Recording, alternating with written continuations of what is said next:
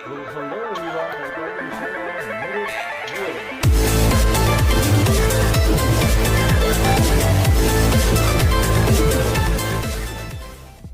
Iya, di video kali ini gue bakal sharing ke kalian pengalaman gue selama 1 minggu menggunakan handphone paling fenomenal di 2020, iPhone 11. Sebagai pengguna Android, gue udah pakai Android dari 2018, pakai Samsung S8.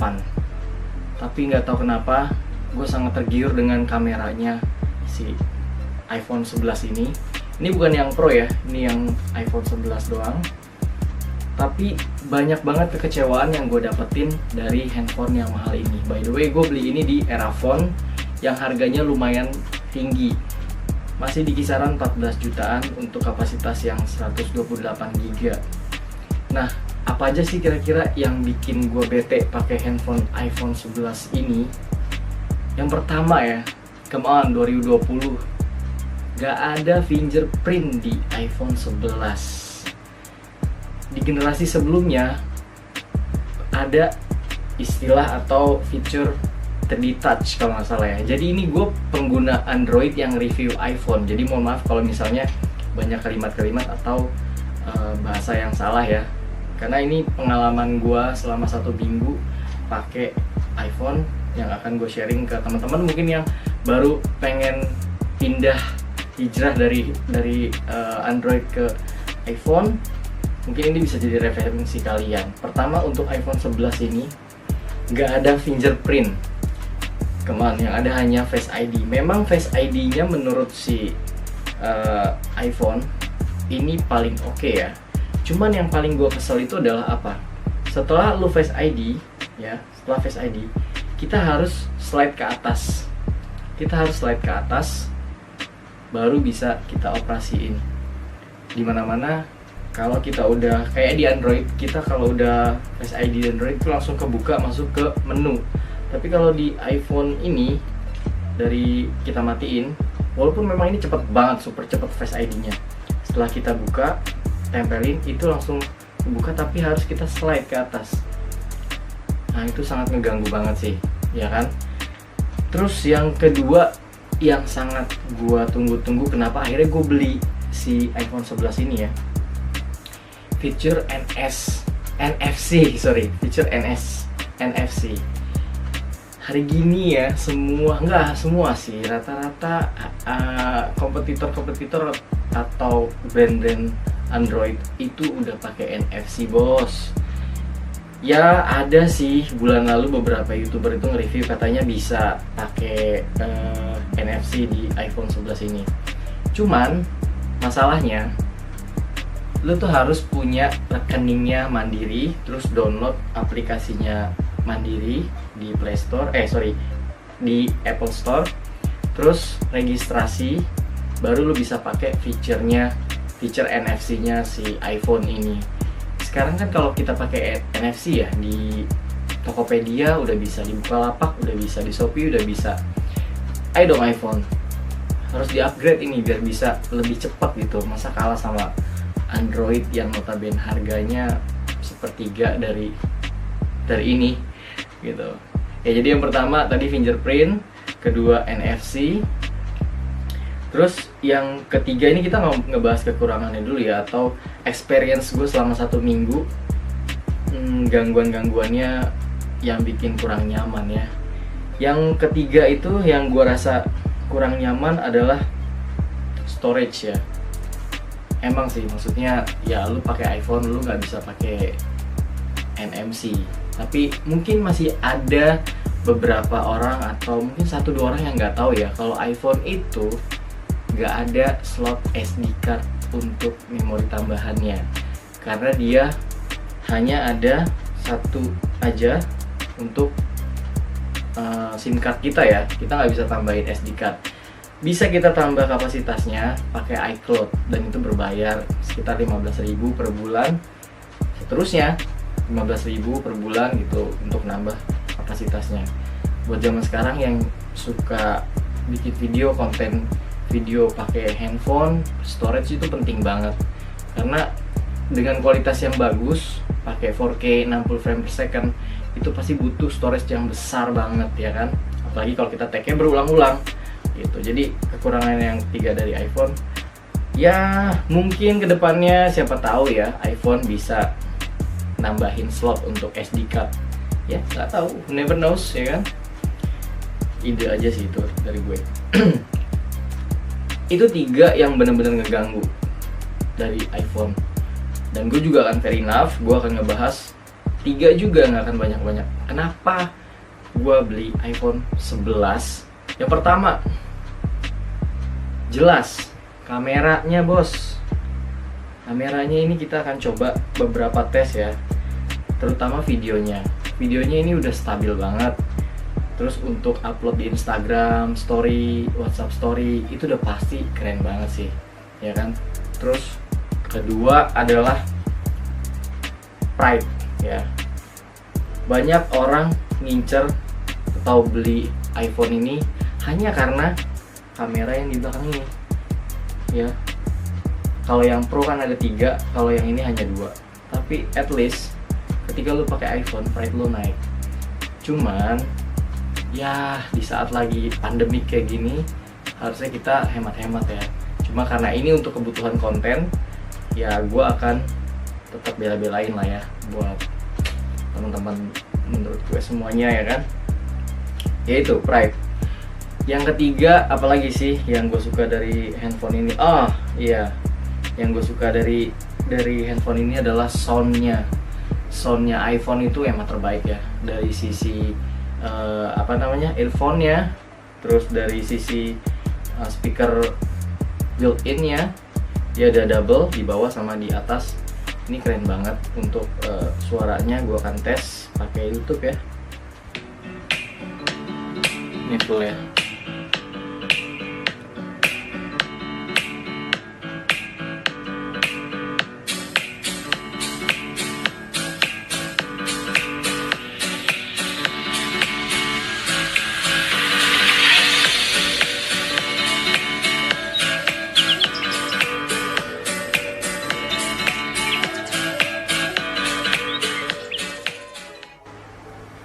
Nah itu dia soundnya, itu udah paling enak banget sih buat gue dibandingkan dengan handphone Android ya, karena udah ngebas banget. Walaupun nggak pakai speaker tambahan dari handphonenya, itu udah ngebas banget. Dan lu juga bakal happy banget kalau nyobain AirPodnya ya, AirPodnya, namanya AirPod ya. Dia khasnya dari iPhone ini. Gue nyobain iPhone itu yang paling gue suka adalah ini, dari AirPodnya. Walaupun masih pakai kabel ya, tapi ini tuh parah suaranya, enak banget sumpah.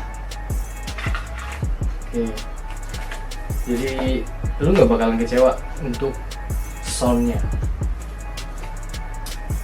Ya, jadi kesimpulan ya, menurut gue harus fair ya. Gue kasih 3 kelebihan dan juga 3 kekurangan dari iPhone 11 ini. Pertama, kekurangannya yang bikin gue bete banget itu adalah nggak ada fingerprint di sini ya kan. Walaupun ini Face ID-nya cepet banget, tapi gue harus tetap scroll ke atas baru dia kebuka. Ya, lu bisa lihat ya. Ini walaupun gelap itu langsung kebuka, tapi gue tetap scroll ke atas. Kemaan, ini bagusnya kalau misalnya kita kan fingerprint, mau di kanan, mau di kiri, mau di belakang, mau di depan, it's okay, tapi jangan hilangkan fingerprint bos iPhone ya. Terima kasih. Terus yang kedua kekurangannya adalah NFC. Tol udah pasti ujung-ujungnya tol, isi e-money ya kan, isi flash wajib ada. Walaupun ya si Apple baru mau upgrade, jadi yang gue tahu tuh katanya udah ada yang bisa ya kan pakai aplikasi mandirinya. Cuman lu harus punya rekening banknya Mandiri, baru lu daftar di aplikasi via App Store. Ribet. Zaman sekarang nggak perlu yang ribet-ribet, harus yang mudah. Buka Tokopedia, buka Lazada, atau buka Bukalapak, atau buka Shopee, tap ya kan, tinggal tempel ininya, bayar, simple, jangan susah ya. iPhone NFC-nya. Terus yang ketiga adalah tadi apa sih yang gue jadiin kekurangannya? Setelah NFC, yang gue kurang suka itu adalah storage. Storage. Ya, siapa tahu di iPhone 12 atau iPhone 13 iPhone ngeluarin paket yang ada storage tambahannya. Karena perbedaan antara 64GB dan juga 128 itu cukup tinggi, bisa 2 juta, 3 jutaan ya kan.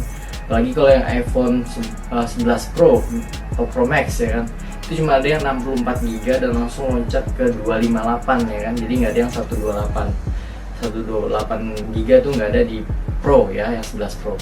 Makanya gue ambil yang 11 aja, karena ada yang storage-nya 128, which is itu cukup untuk daily drive gue bikin konten atau bikin story, itu cukup banget. Tapi kalau untuk ini dijadiin storage utama, let's say lu nggak punya kamera DSLR atau kamera mirrorless, ya 128 di iPhone 11 ini kurang.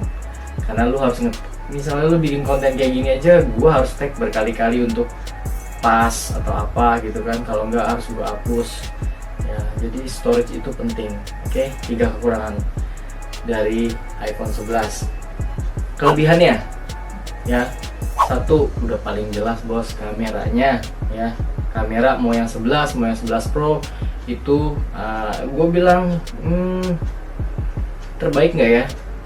Mungkin gue bilang cukup ya.